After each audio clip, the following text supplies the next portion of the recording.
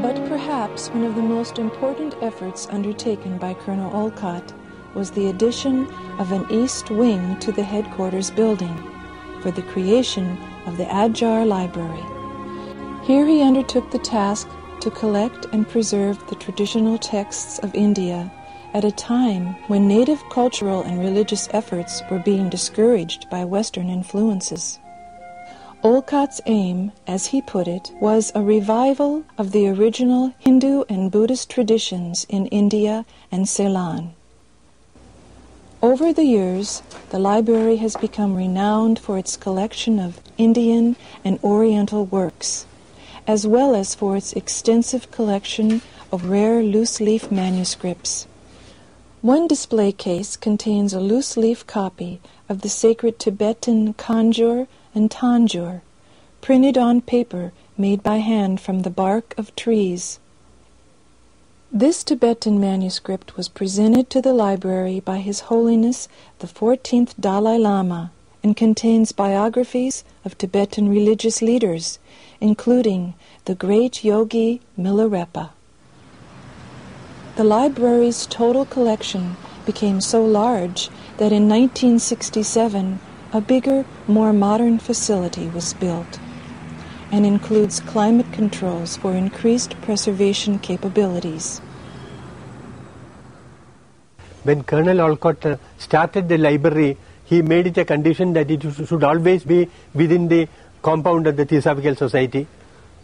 And when the main hall became too small for the library, or when the library grew way up, we found it necessary to have another building. Here we are particular about preserving the manuscripts and books so that they can be of help to the other people.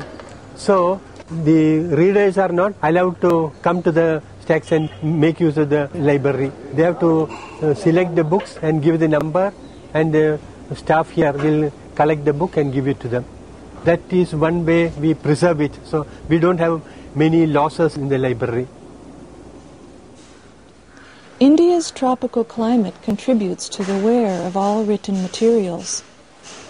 Here, workers and volunteers from around the world spend time reconditioning both old and new acquisitions before they are stored or made available to the public.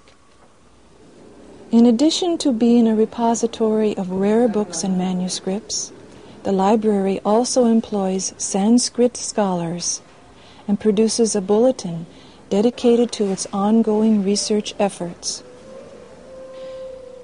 In 1982, 100 years after Colonel Olcott's initial efforts, the Adyar Library had some 17,300 manuscripts and 160,000 books. Harvard Sanskritist Daniel Ingalls refers to the library as one of the chief repositories of Sanskrit manuscripts in the world. After the Adyar Library relocated, the east wing of the headquarters building was turned into a museum for the display of items related to the Theosophical Society's long history. Portraits of many well-known Theosophists hang on the museum walls, and one can find in the many display cases various memorabilia, even original lecture notes of some of the Society's leading figures. This address was given by Annie Besant at the 32nd Indian National Congress of 1917. Even the office chairs used by both Madame Blavatsky and Colonel Olcott are displayed here. Included in the collection is the famous painting The Messenger, done by the artist Nicholas Roerich and given by him to the Theosophical Society in honor of Madame Blavatsky's great contributions for theosophy. There are also excellent examples of rare religious art and statuary. On rare occasions, special exhibits from the archives are given of some of the more notable pieces not normally on display. Here, convention delegates at the 1991 convention are viewing items related to Madame Blavatsky in celebration of her passing 100 years earlier. This is the famous teacup and saucer, reported to have been produced psychically by her. Additional items that she was to have psychically precipitated were also included in the exhibit, such as these paintings of Yogi Tiruvala and Theosophist Stanton Moses. Also on display were many autographed texts and first printings of theosophical and related writings, either written or used by HPB. On the title page of her personal copy of The Voice of the Silent she wrote, "From HPB to H.P. Blavatsky, with no kind regards," indicating a rather humorous but apparent displeasure with the limitations she saw in herself. This is the proof of the first cover of the Theosophist magazine. It was in the ongoing publication of this journal that Blavatsky spent so much of her time in those early years at Adyar, as both writer and editor. The editorial office for the magazine is currently situated in the southeast section of the main headquarters building. Mr. Naganathan is the magazine's assistant editor. You know the objectives of the Theosophical Society. There are three objects. To build up a nucleus of universal brotherhood, to promote a comparative study of literature, philosophy, religion, and so on. And thirdly, to explore the latent laws in nature, in man, and so on. These are the three broad objects which we have been consistently projecting and maintaining all these years. These are the criteria for articles. We in the Theosophist are deeply, vitally concerned with the core of the ancient wisdom. Quite a number of subjects seem to be, to me, a bit peripheral. I would put them on the outer margin. Whereas we deal with Brahmavidya, the ancient wisdom in its core aspect. We have got a number of articles which project the Christian, in terms of Christian associations and Christian idiom. A number of articles have come projecting the same thing. I do not think that the difficulty arises as this is a purely Hindu or a purely Buddhist presentation. I don't think it doesn't. No true Christian or no true follower of Jainism will find any difficulty in assimilating what we are writing and what we are.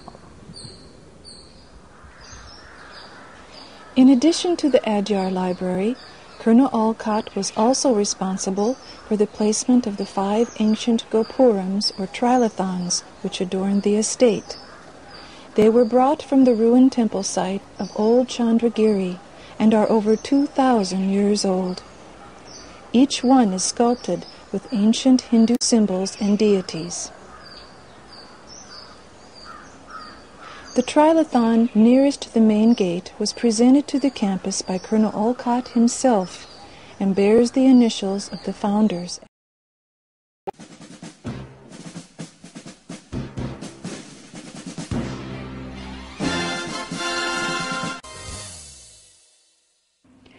Ayubowan, Vanakkam.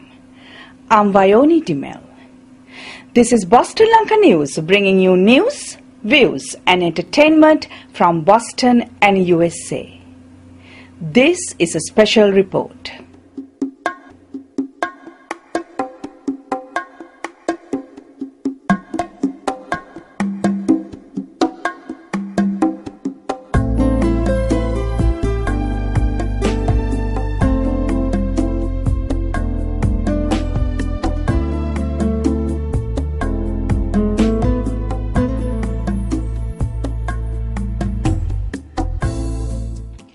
Colonel Henry Steele Olcott left the shores of the United States in 1878 looking for Buddhism and Oriental wisdom and ended up devoting the last 3 decades of his life to its revival.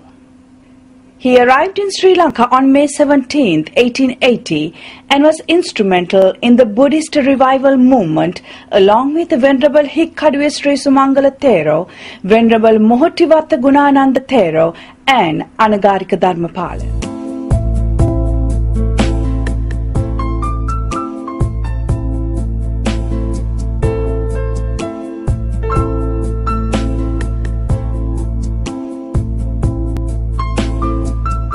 Today we are here in New Jersey attending the event unveiling the statue of Colonel Henry Olcott, who had done so much for our motherland, Sri Lanka.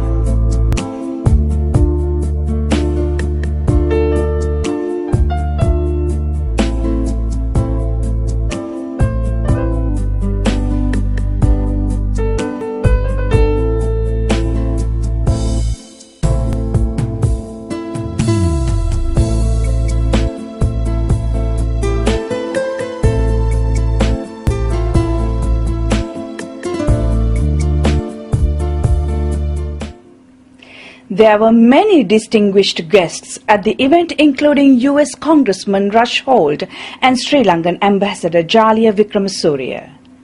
The ceremony began by observing 2-minute silence in memory of those who died on September 11, 2001 in the United States of America.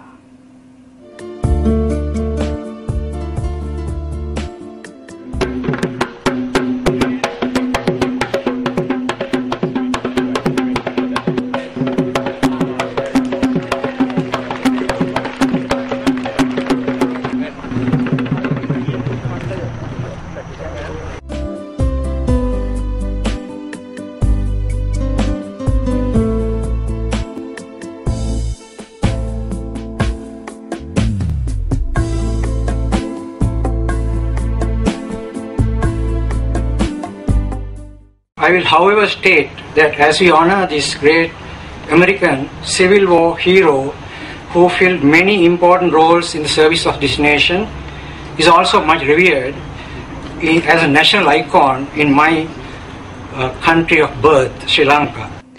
Tilak Ranaviraja, the donor of the Olcott statue. The foreign relations is not government to government. It should be only people to people. We need to build communication, interaction between people to people. That is what Henry Olcott did. He established nearly 100 schools. Later it went up to 400 schools. Education in Sri Lanka revolutionized. Mayor Brian Levine of the Franklin town, where the New Jersey Buddhist temple was located, welcomed all. And I also look forward, as was said, for Colonel Olcott to become as well known and better in New Jersey, his hometown, his home state, and the United States as in Sri Lanka. That's only fitting. So may the spirit of Buddha and Colonel Olcott bring peace to all of you forever. The Buddhist Theosophical Society of Ceylon that he established in Colombo in 1880 was instrumental in establishing a large number of Buddhist schools, the first of which was Ananda College. Among many of his achievements, Colonel Olcott designed the International Buddhist Flag and the declaration of Vesak as an official holiday by the colonial British.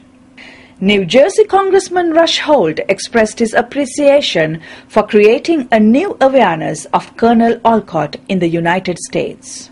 I was a little embarrassed when I got the invitation and realized that I, who have spent some time studying that part of the world, the subcontinent, I did not know about Colonel Olcott.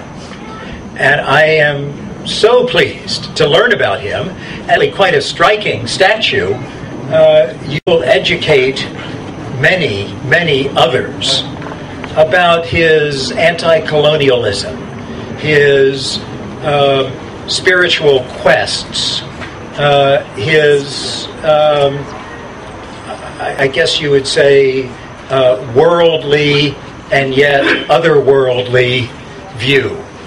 He really is an admirable character, and this will educate people like me who, I'm sorry to say, were not knowledgeable about him. So I thank you for doing this right here in this part of New Jersey. Colonel Olcott also designed the Buddhist flag, as you know, which is still in use today.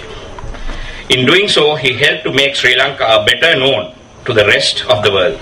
According to Dr. Vijay Kottachi, the president of the Ananda College Alumni Group in the United States and chairman of the organizing committee, this is a symbol of appreciation of a great American who was responsible for uplifting the culture and heritage of Sri Lanka from the yoke of British colonialism. At the time Colonel Olcott came to Sri Lanka, Buddhism was under considerable pressure from the colonial regime and the religions introduced by different colonialists. And of course, it was recognized that Buddhism was in the decline. Emily Fleckner attended the event representing the U.S. State Department. Assistant Secretary Blake asked me to join you here on his behalf today. He is, as we speak, packing his bags for the long trip to Sri Lanka today. His flight takes off tonight. By my calculations, Assistant Secretary Blake will depart from Washington tonight and arrive in Sri Lanka 22 hours and 30 minutes later. In contrast, our man of honor, Henry Steele Olcott, a respected native son of New Jersey, a gentleman, a lawyer, a U.S. military officer, a journalist, began his physical and spiritual journey on December 18th, 1878. By my calculations, Olcott arrived in Ceylon after a few detours along the way, 1 year, 4 months, and 29 days later. In fact, clearly much has changed in the intervening 131 years since Olcott landed on the shores of Sri Lanka. But much has changed, but of course several of Sri Lanka and America's shared hopes and aspirations remain the same. The desire for peace, for freedom of expression, for safety for our families, for economic stability and prosperity, and the desire for religious freedom, which is in many ways the kind of freedom that Olcott sought as he set sail for the East, and the kind of freedom that he ultimately worked so hard to foster in Sri Lanka. In his speech in Cairo, President Obama said that freedom of religion is central to the ability of peoples to live together, and that fact is a cornerstone of the State Department's commitment to the cause of religious freedom, and why we make this freedom a priority in our own diplomacy here. At this lovely ceremony, such as the unveiling of a statue today, and on the day preceding a grave and important marker in U.S. history, we hope collectively, all Americans and all Sri Lankans, that the future will bring both of our countries hope, freedom, and prosperity for generations to come. Thank you very much for your time. The statue was created by a Sri Lankan sculptor under the direction of Mr. Tilak Ranaviraja. Before arriving to Sri Lanka, Colonel Olcott served in the U.S. Army during the Civil War and was later appointed by Secretary of State Stanton as Special Commissioner to uncover corruption in Navy yards and military depots in New York. When President Abraham Lincoln was assassinated, Colonel Olcott was appointed to the investigating commission. Olcott and Madame Blavatsky arrived at the southern port of Galle in Sri Lanka on the 17th of May, 1880. They were given a warm welcome, and they formally embraced Buddhism by reciting the 5 precepts. Dr. Guruge, one of scholars residing in the States, says, "It is remarkable how in the course of a few weeks, both Olcott and the Sri Lankan activists could identify how the Western Theosophists' insights and skill could be utilized in the island. The national leaders ensured that the powers be in the British colony, the administrators and the Christian missionaries took note of the foreign resource now supporting them, a white Buddhist raising his voice in favor of Buddhism and Buddhists and airing their grievances. Olcott was so encouraged and enthused by his new-found mission that he came to the island over and over again, as many as 20 times. His last visit was on 8 December 1906. Colonel Olcott died on February 17, 1907 in India. Around his body was wrapped the flag of the United States and the Buddhist flag he had created for Buddhism around the world. That concludes our special report. We'll meet you again with another news edition of News, Views and Entertainment from Boston and USA. Till then, goodbye.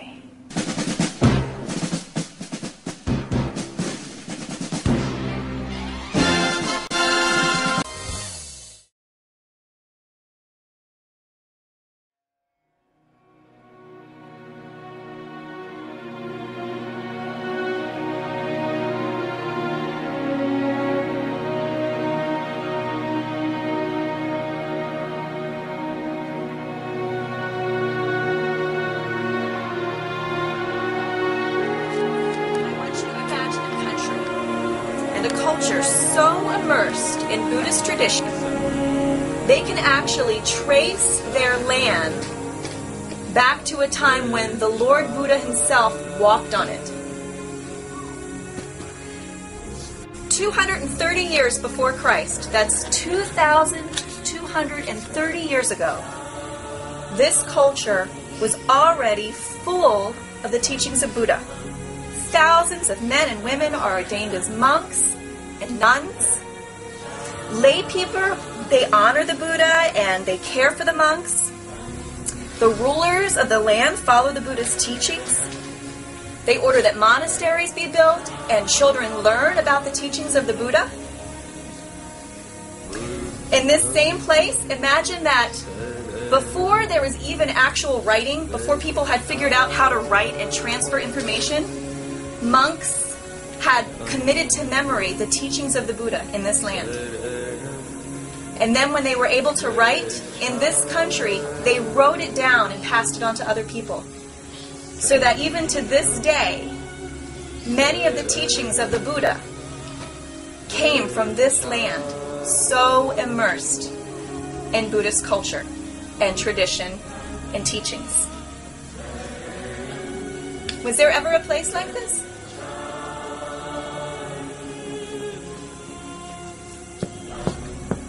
There was. Any guesses of where it was? Sri Lanka. The country where your family and some of you are from has that amazing heritage. There is no other country that can say that. So imagine for all those years, these people being able to live in a community where they were learning about the Buddha. Then imagine that rulers who are more powerful come into this country and they take over Sri Lanka and they don't follow Buddhism and they send people from their own countries to live in this country, in Sri Lanka, and they send people who follow their religion to go teach the people of Sri Lanka, and they try to stomp out all those years of Buddhism in Sri Lanka. And all of a sudden, if you want a good job, you have to be part of their religion. You can't be Buddhist. If you want your kids to go to a good school, you have to baptize them, not be a Buddhist. If you want to have a decent life and be able to take care of your family, you must follow their beliefs, not yours. That's a hard place to be, isn't it? And many people didn't know what to do. So even though they still believed in Buddha and believed his teachings, to make sure that their children would be okay, they had them baptized and they sent them to the schools. You couldn't even get married to another person unless you were baptized. They had to do it. So over many years, what do you think happened? Did they remember Buddhism? Got lost. Monks who really believed that they should still be teaching the Dharma, many of them were killed. They were not treated well. And over many years, they lost a lot of what they had in their culture. It was taken from them. That's what happened in Sri Lanka.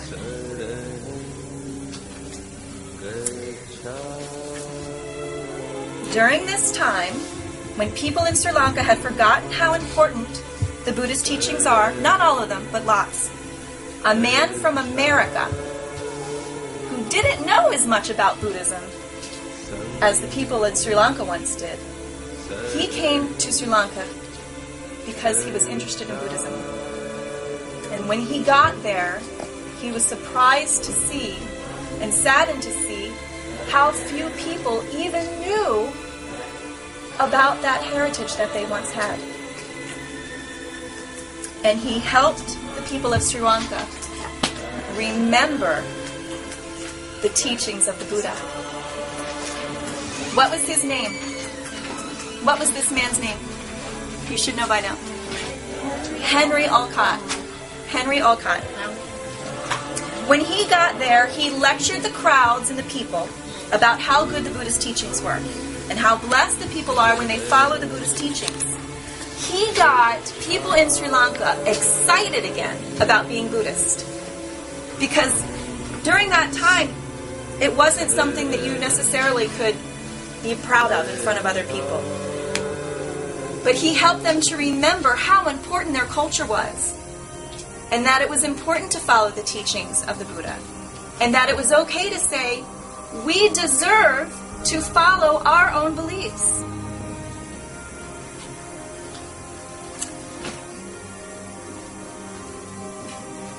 Henry Olcott was also a colonel in the United States Navy and in the Army. And he had some influence over these other rulers from other countries who had come and taken over Sri Lanka. And he spoke on the Sinhalese people's behalf. And he convinced them to give them their freedom back. It wasn't just him, but he was a big part of that. He wrote a Buddhist catechism so that everyone could again start receiving the teachings of the Buddha.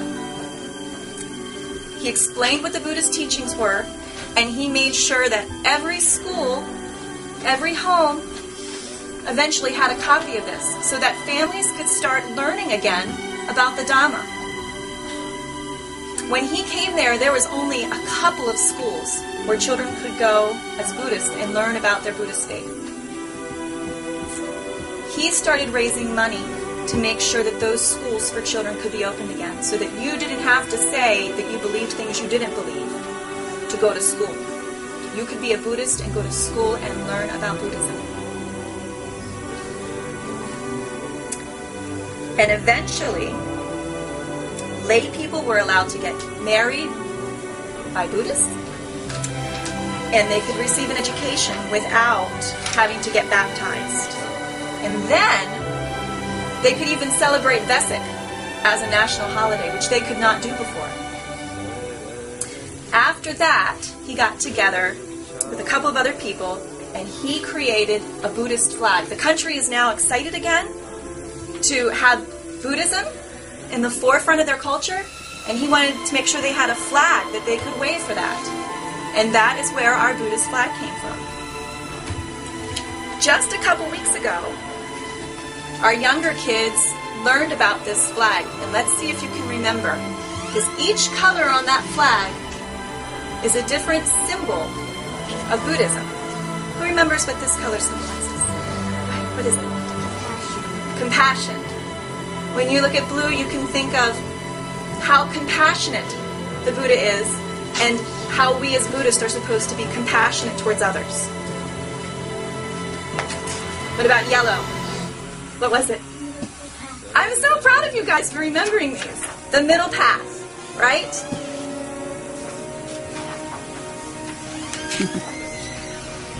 What's red? The blessings. When we follow the Buddhist teachings, our lives are going to have blessings. How about white? You can call it out. Purity. The teachings of the Buddha are pure. There's no blemishes in them. There's nothing messed up about them. What about this one? Wisdom. The teachings of the Buddha are wise. And at the bottom of the flag are all those colors again. That's right. Unity. It's a symbol of unity. And that was very important to Henry Olcott, because he thought to make sure that Buddhists have these freedoms and that they can spread these teachings, Buddhists everywhere need to be unified. There weren't just Buddhists in Sri Lanka. They were in Burma, and they were in India, and they were in China, they were in parts of Japan. But all of them practiced a little bit differently. And some of them disagreed about some of the things the Buddha taught. And so they kind of got separated from each other. And Henry Olcott said, if we're going to be able to spread the important messages about Buddha and his teachings, then we need to focus on what we agree on. So he went to all these different countries and he spoke to the chief monks in these places. And they came up with 14 things that they could all agree on.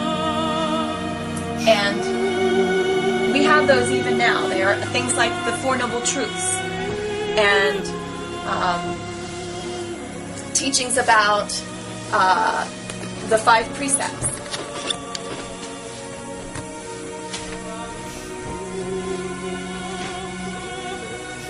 As a layperson, Henry Olcott helped an entire country remember the rich teachings of Buddhism. And once again, their lives and culture centered around Buddhism. And he is a very big part of the reason your parents are Buddhists today. Most of you filled out a card before we started, and I asked on it, what is one of your favorite things about coming to the Buddhist Center?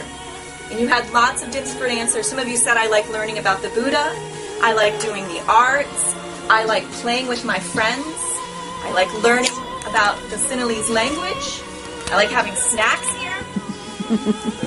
If it weren't for the work that Henry Olcott did to make sure that Buddhism wasn't forgotten, there's a very good chance that we would not be here at this Buddhist Center today. You would not be learning Cnelese, and I would never have known about the Buddha. We owe him a lot of thanks. You guys are lucky. You are young, and you are here, and you get to learn about the teachings of the Buddha and a good path to walk in life. Do you know how old I was when I found out about the Buddha? 27. Do you know how many mistakes and stupid things you do by the time you're 27 if you don't have a good path to follow? You guys got it early. You're lucky. Don't take it for granted. Be thankful. So when you see the flag, next time you can remember not only what the colors represent about the Buddha and his teachings, but that it was Henry Olcott who made it possible for us to even be here now in some ways. We may have not had these monks here to teach us. We owed him a lot of thanks, right?